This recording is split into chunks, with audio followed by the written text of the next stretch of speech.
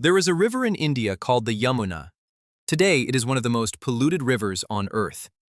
But 5,000 years ago, there was a stretch of this river near Vrindavan that was even more dangerous than pollution. Because living at the bottom of that river was a serpent so massive, so venomous, that his poison had turned the water black. Fish died the moment they touched it. Birds that flew over the river dropped dead from the fumes. Cows that drank from the banks collapsed and never got up again. His name was Kalia, and he had 110 hoods.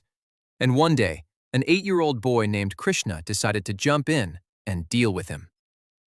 Let us talk about what actually happened, and let us talk about why this story is far stranger and far deeper than it looks.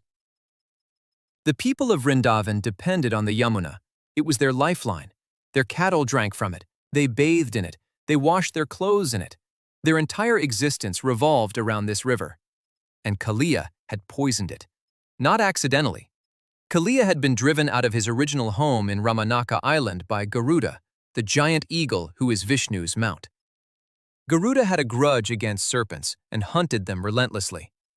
Kalia fled to the one place Garuda could not follow, a deep pool in the Yamuna, where an ancient sage had cursed Garuda never to enter. So Kalia was hiding. He was a refugee, technically, but his venom was killing everything around him. The trees on the riverbank had withered and died. The water had turned a sickly blackish green. An entire ecosystem was dying because of one creature's poison, and nobody could do anything about it. One day, Krishna and his friends are playing near the river. Their ball falls into the poisoned water, and without a moment of hesitation, without consulting anyone, without a plan, Krishna climbs a kadamba tree that overhangs the pool and jumps straight in. Just like that. An 8-year-old cannonballing into a pool of liquid death. When the villagers see this, they lose their minds. Yashoda faints. Nanda, Krishna's foster father, has to be physically restrained from jumping in after him. The entire village gathers at the riverbank, weeping, screaming, certain that their beloved child is dead. But underwater, something extraordinary is happening. Kalia attacks immediately. He wraps his enormous coils around Krishna's body, squeezing with enough force to crush mountains. His 110 hoods rise above the water, dripping venom, hissing with rage.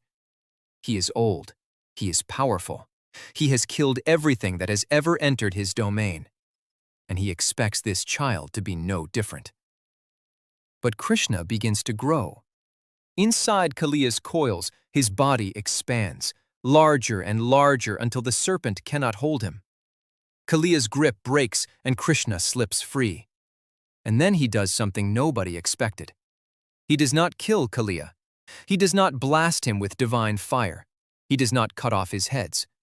Instead, Krishna jumps onto Kalia's hoods and begins to dance.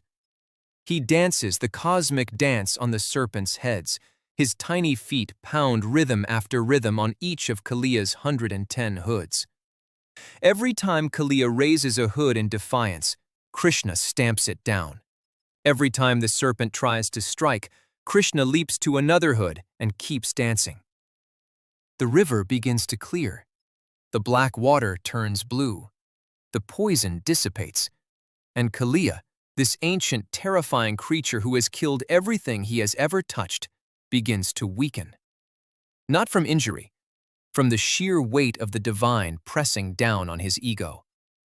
His wives, the Nagapatnis, rise from the water and beg Krishna to spare their husband.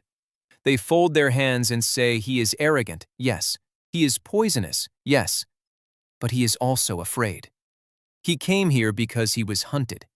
He poisoned the water not from malice, but from his own nature. He does not know how to be anything other than what he is. And Krishna stops dancing. He looks down at the battered, exhausted serpent beneath his feet and says something remarkable.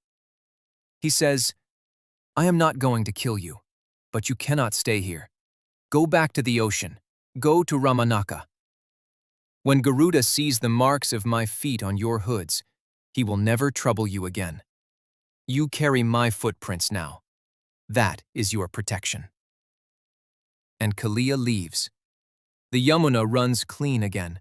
The village is saved. Now here is what this story is actually about.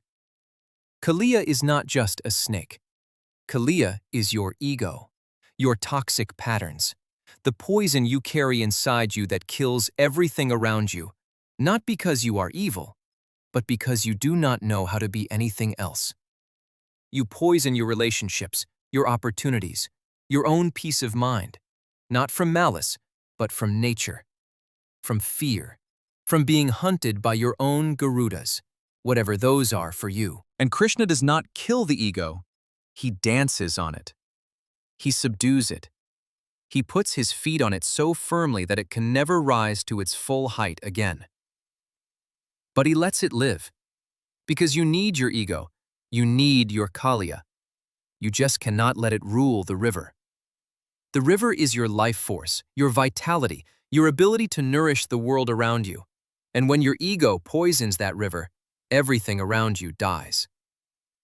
Krishna dancing on Kalia's head is the most beautiful image of self-mastery in any mythology anywhere in the world. Not killing the serpent, dancing on it.